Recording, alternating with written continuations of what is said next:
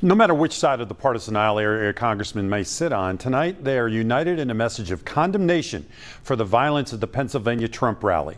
Cincinnati's first-term Democrat Greg Landsman called the shooting horrific and said it was a very sad moment for our nation.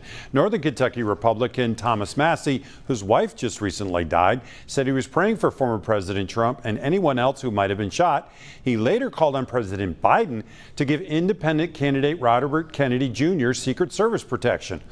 Ohio's freshman Republican senator and Middletown native J.D. Vance, reportedly on Trump's shortlist to be his pick for vice president, and who was home here in Cincinnati tonight, tweeted several times after the events.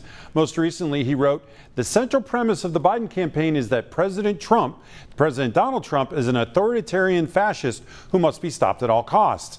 That rhetoric led directly to President Trump's attempted assassination. Ohio Democratic Senator Sherrod Brown, often a vocal Trump critic, issued a statement that said in part, "Connie and I are relieved that President Trump is safe.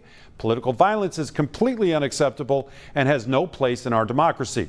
Cincinnati Republican Brad Wenstrup was there when fellow Republican Steve Scalise was seriously wounded at a congressional baseball practice in 2017. In fact, Wenstrup helped save his life that day. Today's events brought back those memories for the retiring Wenstrup. The memories are there. I've contacted Steve Scalise, my close friend, and I'm going back and forth with other members from both sides of the aisle. And obviously, we all take a concern when we see something like this happen. It wasn't just a random shooting. There was a political motive. And what led to that? And we need to take a look in the mirror and understand if we're contributing to it.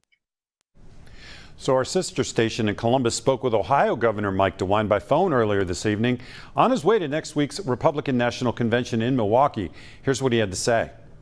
It was a horrific scene. We've been watching it on TV.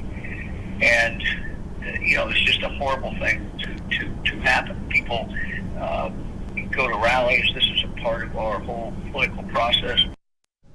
Now, DeWine also says, given the former president appears not to have sustained serious injury, that he doesn't expect any major changes to next week's convention. Back to you guys. Thanks for checking out the Local 12 YouTube channel. Click the links and tap subscribe to get notified anytime we post.